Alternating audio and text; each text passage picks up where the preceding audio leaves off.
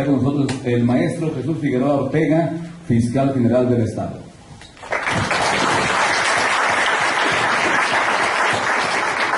En Aguascalientes, lugar en que realizó su básica, media y superior escolaridad, egresado de la Universidad Autónoma de Aguascalientes en el año 1997 en la licenciatura en Derecho. Realizó los estudios de maestría en Derecho con especialidad en Derecho Penal en la Universidad Autónoma de Aguascalientes en el año 2003. Fue certificado como capacitador de la Secretaría Técnica de la Secretaría de Gobierno para la implementación del sistema procesal acusatorio en materia penal. Ha sido catedrático por invitación en las maestrías y diplomados del sistema penal acusatorio en las universidades Univer Campus Tepic, Univan Campus Tepic, Instituto de Estudios Jurídicos de esa misma ciudad, Universidad Univan Campus Puerto Vallarta, así como de las universidades del Valle de México, Cuauhtémoc y Panamericana de Aguascalientes. Actualmente continúan impartiendo las materias de Derecho Penal y Derecho y Clínica de Derecho Penal en la Universidad Autónoma de Aguascalientes. Comenzó su carrera jurídica en el año 1998, desempeñándose como consejero representante de los jueces penales ante el Consejo de la Judicatura Estatal en el periodo de 2003 a 2006. A partir del mes de noviembre de 1999 se desempeñó como juez de primera instancia en los juzgados tercero, cuarto y quinto penal en el estado de Aguascalientes, comenzando sus funciones como juez de control y de juicio oral penal en el estado de Aguascalientes en fecha 23 de mayo de 1916, otorgándole el Poder Judicial del estado de Aguascalientes en el mes de marzo de 2016 el mérito a la trayectoria jurídica como el juez del año, siendo nombrado por el Poder Legislativo del estado de Aguascalientes como fiscal general a partir del 1 de marzo del 2018, cargo que actualmente se encuentra desempeñando. Señores y señores, con ustedes, el maestro Jesús Figueroa Ortega, fiscal general del Estado.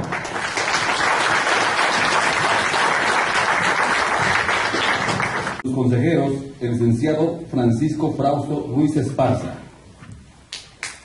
la licenciada Marta Esparza Campos Zambrano,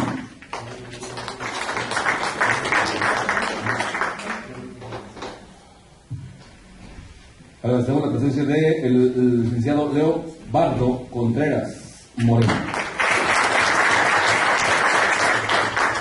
Igualmente agradecemos a todos los abogados y abogadas que están presentes aquí, acompañándonos en esta tercera semana de Derecho. Ahora sí, vamos a dar continuidad con lo consecuente. ¿No se notifica nada por la Fiscalía cuando el particular inicia ese procedimiento?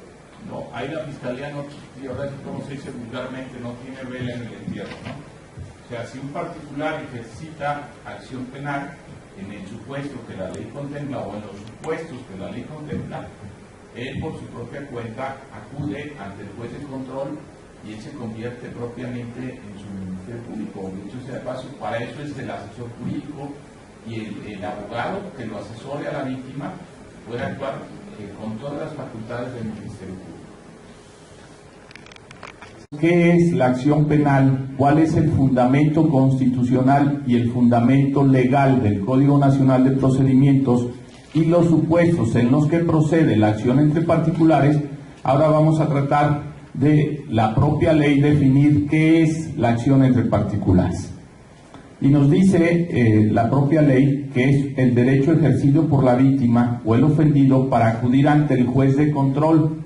Ya le pone aquí directamente, a diferencia de la Constitución, en donde nos habla que deberán de acudir ante la autoridad jurisdiccional, ya nos pone nombre, y es para que un particular víctima, recuerden, ese es un requisito esencial, que ese particular que pretende ejercitar acción penal sea víctima u ofendido, que ese acuda ante el juez de control sin necesidad de acudir ante el Ministerio Público, en caso de que cuente con datos de prueba que permitan establecer que se ha cometido un hecho que la ley señale como delito y que existe la probabilidad de que el imputado lo cometió o participó en su comisión.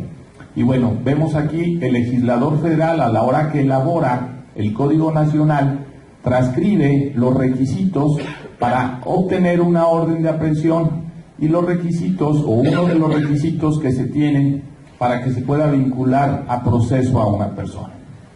Y es que existan datos de que se ha cometido un hecho que la ley señale como delito y que existe la probabilidad de que el imputado cometió o participó en ese hecho delictivo. Entonces, no hay una variante, no hay una diferencia entre el ejercicio de la acción penal por el Ministerio Público y el ejercicio de la acción penal entre particulares.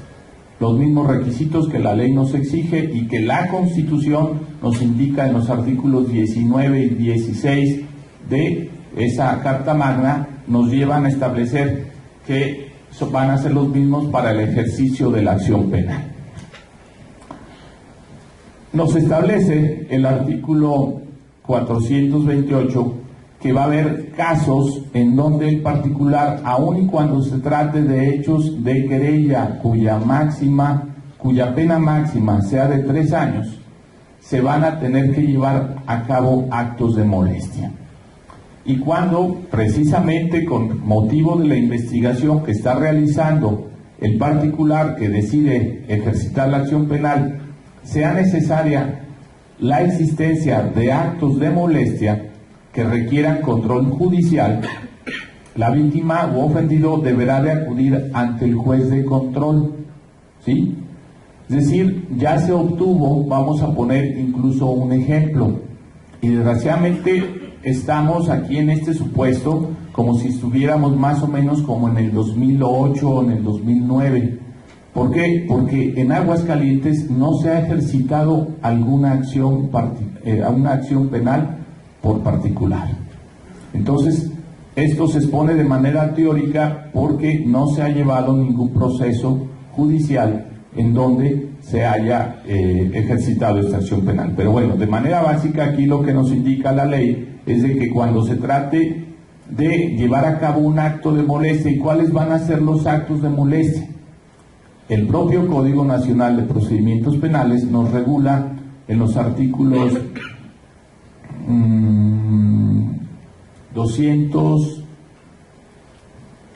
251 y 252, ¿sí? Nos regula cuáles van a ser los actos de investigación que van a requerir control judicial.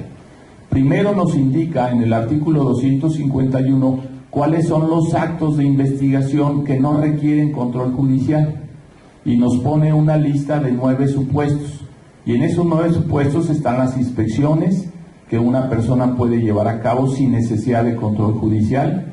Se pueden llevar a cabo inspecciones sobre vehículos, desde luego el recabar testigos es algo que no requiere control judicial, es algo que el Ministerio Público puede hacer en cualquier momento, y cuando sí se va a requerir control judicial es en los supuestos del artículo 252 del Código Nacional. Estos supuestos son a los que se refiere aquí como de control judicial, como es un cateo, como es una exhumación, como es una intervención de las líneas de comunicación o las llamadas intervenciones a líneas de comunicación. También este artículo nos dice que cuando el acto de molestia no requiera control judicial, el Ministerio Público la víctima deberá de acudir con el Ministerio Público. Pero nos dice la ley que como se van a generar actos de molestia y atendiendo al orden constitucional, no es posible que un particular, aún en ejercicio de acción de investigación, moleste a otro particular. En estos casos, en los actos de molestia, la investigación la tiene que llevar el Ministerio Público. Es decir, entonces, no era solamente el supuesto de que se tratara de un hecho de querella, ni que se tratara de una pena máxima de 3 años, sino que además tiene que ser una investigación que no requiera actos de molestia.